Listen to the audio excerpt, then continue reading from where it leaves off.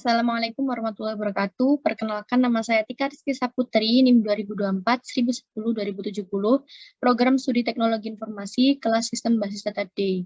Di sini saya akan menjelaskan dari tugas modul 10 Praktikum Sistem Basis Data D. Yang pertama, kita diminta untuk menampilkan semua daftar supplier dari tabel supplier. Jadi kita menggunakan slide bintang from supplier untuk menampilkan semua daftar supplier pada tabel supplier. Tinggal kita eksekusi saja hasilnya. Nah, jadi ini semua daftar pada tabel supplier. Selanjutnya kita diminta untuk menampilkan semua daftar customer dari tabel customer. Juga sama caranya, jadi tinggal kita eksekusi saja hasilnya. Nah, sama kan? Selanjutnya, kita diminta untuk menampilkan ID produk, nama produk, harga, serta stok dari tabel produk. Jadi, karena diperintahnya hanya untuk menampilkan sebagian data dari tabel produk, jadi kita inputkan sesuai dengan yang diminta tadi, kita tampilkan produk ID, nama produk, harga, serta stok dari tabel produk. Tinggal kita eksekusi saja hasilnya. Nah, seperti ini. Yang muncul hanya produk ID, product name, unit price, dan unit in stock. Selanjutnya, kita diminta untuk menampilkan ID supplier, nama perusahaan, asal negara, serta kontak person dari tabel supplier. Juga sama caranya, jadi tinggal kita eksekusi saja hasilnya. Nah, jadi yang tampil hanya supplier ID, company name, country, dan pound. Selanjutnya, kita diminta untuk menampilkan ID produk, nama produk, harga, serta stok semua produk dagangan dengan nama kolom ID prod dan nama produk sesuai dengan nama kolom aslinya, harga, dan stok barang dari tabel produk. Nah, di perintahnya kita disuruh untuk mengubah nama dari produk ID, dirubah dengan ID prod menggunakan as atau alias. Sama product name, tetap menggunakan product name karena perintahnya sesuai dengan kolom asli. Lalu unit price diganti dengan harga, unit in stock diganti dengan stok PRG dari tabel produk. Tinggal kita eksekusi saja hasilnya. Nah, seperti ini. Jadi, nama produk ID diganti dengan ID prod, lalu product name tetap menggunakan product name, unit price diganti dengan harga, dan unit in stock diganti dengan stok PRG. Selanjutnya, kita diminta untuk menampilkan ID supplier, nama perusahaan, asal negara, serta kontak person, semua supplier dengan nama kolom ID supplier tetap menggunakan nama supplier ID. Kemudian, nama perusahaan diganti dengan nama PRSH, asal negara sesuai dengan nama kolomnya menggunakan country, lalu kontak person dari tabel supplier. Jadi kita diminta untuk memasukkan supplier ID, tetap menggunakan supplier ID karena perintahnya tidak dirubah. Lalu company name dirubah dengan nama PRSH, country tetap, dan pound diganti dengan kontak person pada tabel supplier. Tinggal kita eksekusi saja hasilnya. Nah, jadi namanya sudah berubah sesuai dengan perintah tadi. Selanjutnya, kita diminta untuk menampilkan ID supplier, nama, serta alamat supplier dari tabel supplier. Sedangkan alamat ini terdiri atas address, city, dan country yang dipisahkan dengan koma. Jadi, di perintahnya kita disuruh untuk menampilkan supplier ID, company name, dan alamat supplier dari penggabungan address, city, dan country yang dipisahkan menggunakan koma pada tabel supplier. Tinggal kita eksekusi saja hasilnya. Nah, seperti ini. Jadi, dipisahkan menggunakan koma pada alamat suppliernya. Selanjutnya, kita diminta untuk menampilkan nama lengkap dan alamat lengkap employee dari tabel employee, di mana nama lengkap terdiri atas title, first name, dan last name yang dipisahkan dengan spasi, dan alamat lengkap terdiri atas address, city, dan country yang dipisahkan dengan koma. Jadi kita diminta untuk menampilkan nama lengkap dengan penggabungan dari title, first name, dan last name yang dipisahkan menggunakan spasi, dan alamat lengkap dari penggabungan address, city, dan country yang dipisahkan menggunakan koma dari tabel employees. Kita eksekusi saja. Nah, jadi hasilnya seperti ini.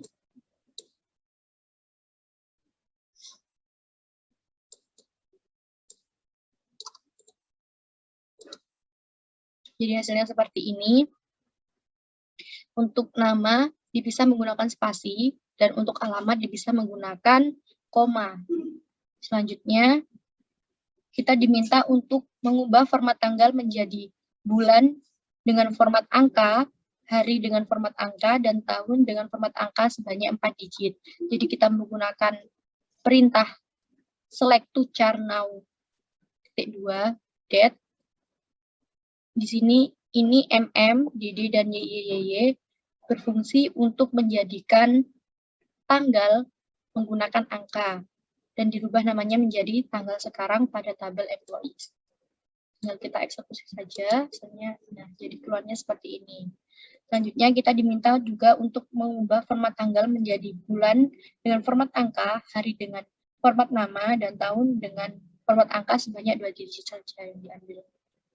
Jadi sama perintahnya kita menggunakan select to char now, date untuk pengaturan tanggal, dan MM karena disuruh untuk merubah menjadi angka, D karena disuruh untuk mengubah menjadi nama, dan YY karena disuruh mengubah menjadi angka dan hanya terdiri atas 2 digit saja.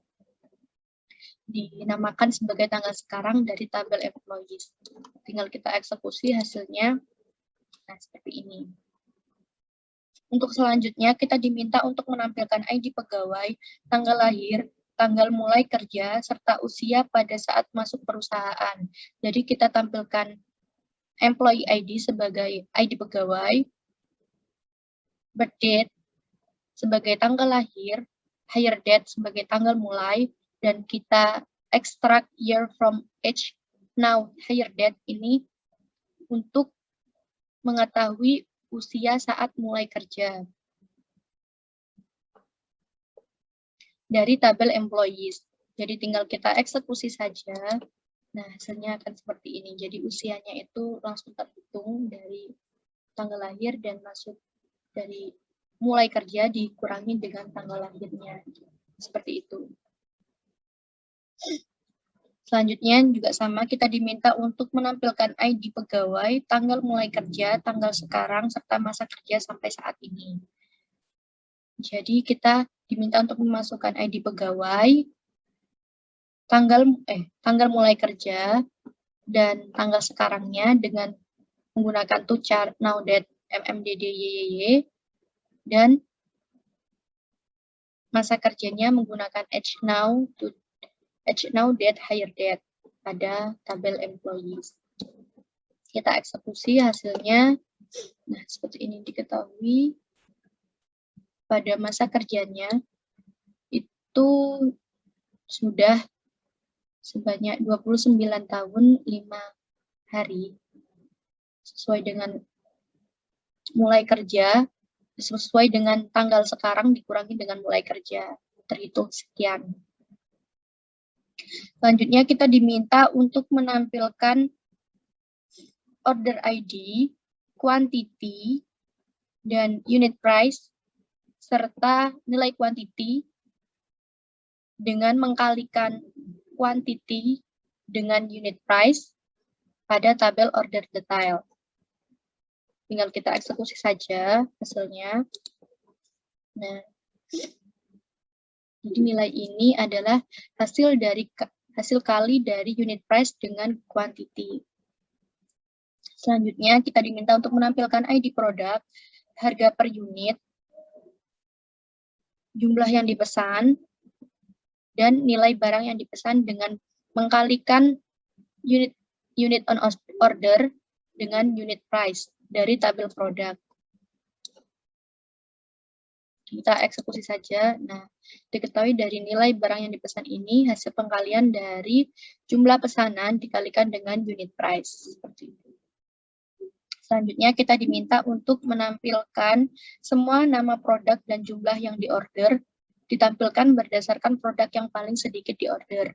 Jadi kita masukkan dulu data dari product name dan jumlah yang di order dari tabel produk, dan untuk penampilannya diurut dari yang terkecil pada jumlah yang di order. Jadi menggunakan order by, units order, ASC. ASC ini berfungsi untuk mengurutkan dari yang terkecil hingga yang terbesar.